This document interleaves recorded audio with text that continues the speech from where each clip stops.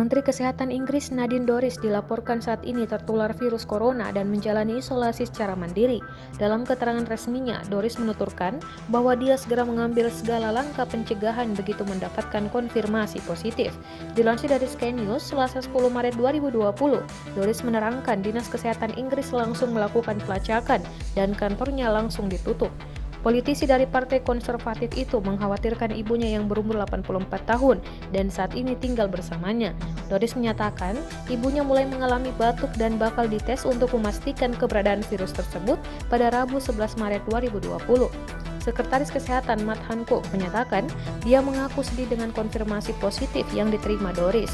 Meski begitu, dia mengapresiasi langkah sang menteri yang langsung mengisolasi diri secara mandiri sebagai bentuk pencegahan. Juru bicara Departemen Kesehatan dan Layanan Sosial berujar, Dorries mulai mengalami gejala corona pada Kamis 5 Maret 2020. Saat itu dia menghadiri sebuah acara di Downing Street untuk memperingati Hari Perempuan Sedunia yang diprakarsai Perdana Menteri Boris Johnson.